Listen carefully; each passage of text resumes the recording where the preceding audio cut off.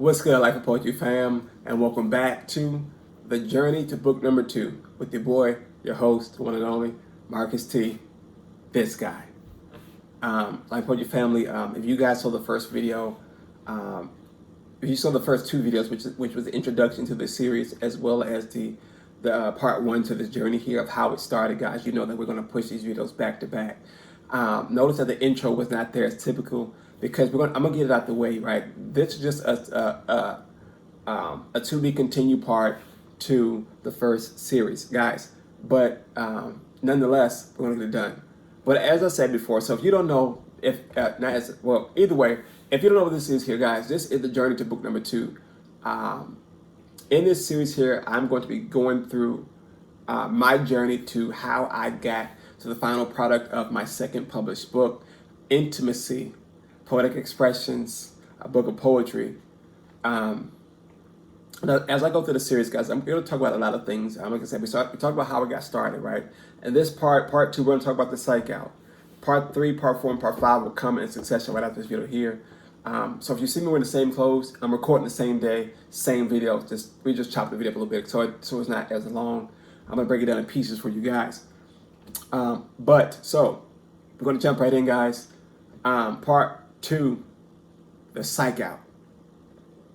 Okay, so in part 1, we talked about how we got started, right? There was a lot of things. We started with prayer, capitalizing on capacity, creating capacity, protecting creative space, creating creative space, all that stuff like that, right? And we got to to the part where the finish line, the starting line, we're off to the races, right? We're off to the races. Now it's time to get writing, right? It's time to get writing. It is time to get writing. It's what I kept saying before I actually started writing stuff for this book, right? I had already had in my mind that this was going to be an easy thing to do. The book it's going to be way shorter than the first book. We're going to get in. We got the drive. I got God at my side. I got my team behind me. We're going to get this done. Did not happen like that at all. Life and Poetry fam, when I tell you I was so amped up about getting this book done, I psyched my own self out completely. I thought it was so simple that what I wanted to do. No, it wasn't. Nothing about how I work is simple. There are so many steps to me getting something done in general that it never goes as planned. It never goes as planned. Ever goes as planned, right? But in all that, I remember when I started writing the first piece for the book, or the first draft for the book, I had maybe two lines, right? And I had tapped out. I drew complete. I was just there. I was like, yeah, I don't know if I'm gonna be able to pull this off, and this, that, and the third. It was so much that was going on. I was just like, man, oh man, oh man. How am I going to get this done here? Is this what I want to do? Am I supposed to be doing this, that, and the third, fourth, fifth, sixth, seventh, eighth? I went down every list of something I could possibly think of that could have possibly went wrong. And I was like, boy, oh boy. I was already in a space that I thought about, like I said, how easy this was going to be, to the point where I was like, I don't know if I can pull this off. And I think more so because of the topic, though, because of how I was writing, how I prompted myself to format this book, in a sense of the writing portion of it all. Again, we have the topic. The topic is intimacy, right? Now, and intimacy can go in many different ways. And when I realized that, I was like, sheesh, like, I literally was like, what did I get myself into? Because remember, I didn't want to write about sex in general. I didn't want this to be one of those, I guess as you would say, a pornographic type book. I did not want that. I didn't want you to look at this book and automatically think sex. I did not want that at all. I wanted you to have to think about the stages and levels of intimacy that comes with intimacy, right? So as I'm going through that, it was like, man, I don't know if I can pull this off. And I remember, I think I went back to God in prayer. Again, I got them them two lines on the page. And and I was like, I don't know if, I like, God, can I get another topic? Can I just not, let me get something else to do? Let me just create a video or something. I don't know. Let me freestyle a poem. And yeah, look, if you know me, you know I don't like to freestyle poetry. I can do it. I just don't like to do it. But it was like, nah. God was like, you came to me for what you wanted, and we released it, and you have what's in you to do it. But I was like, I don't think I can pull this off. I had told myself, and after those first two lines, and this is something I haven't told nobody. My wife doesn't know this, pastor doesn't know this, the team don't know this. Only person who knows this is God. I told myself that this book was going to,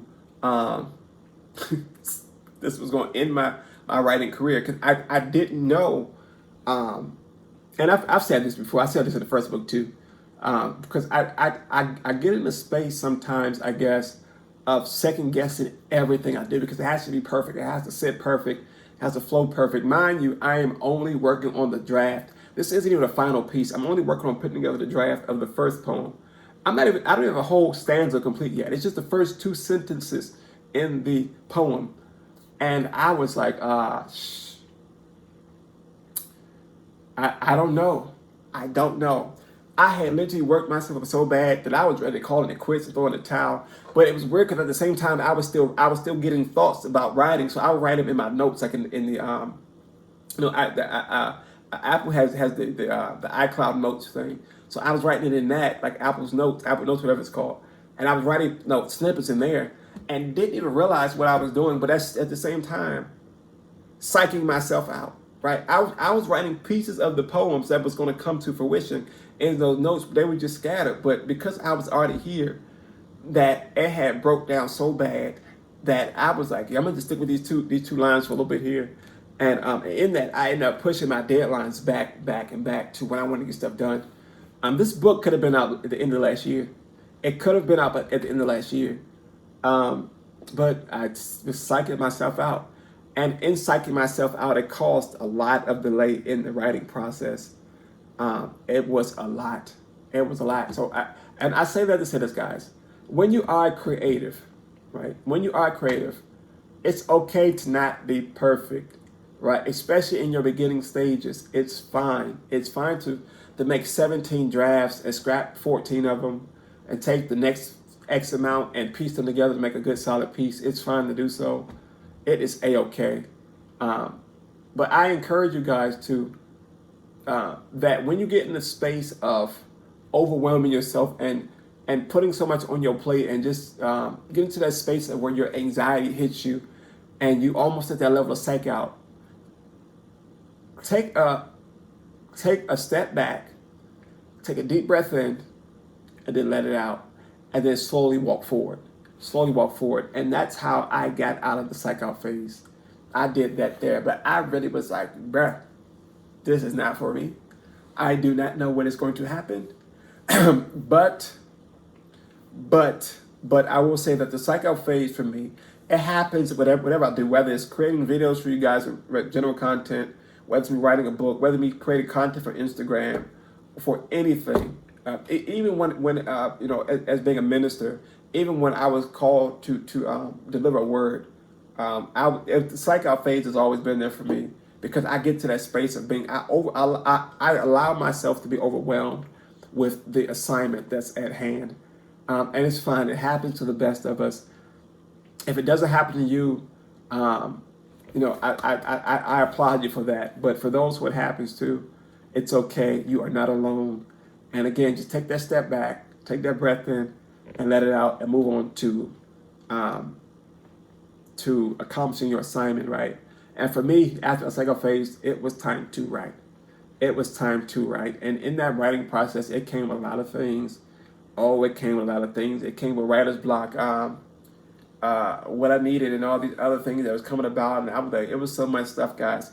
And as we transition to part 3, again, these videos are going to be fairly short, right? But as we transition into part 3, guys, we're going to talk about the writing process We're going to talk about the writer's block. We're going to talk about the stuff I need to write, right? How I classify good material that's ready to publish. All these things here. It's going to be in the writing process, guys. Again, this is the journey to book number 2.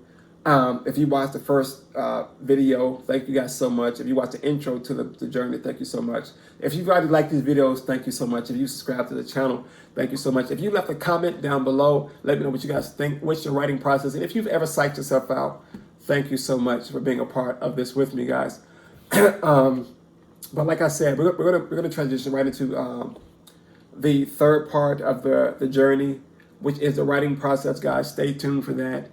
And as we close this video, guys, thank you. It's been a journey. It's been a journey, but we're going to keep on pushing on. But as always, guys, stay safe, be blessed. Until next time, which is part 3. Especially if you watch these back to back, next time will be next time you click a video, I guess. But until next time, guys, be blessed, stay safe, and I'll catch you on part 3 of the journey, the journey to book number 2, with your boy, your host, published author, MarcusT, this guy. So I'll see you guys there. Peace.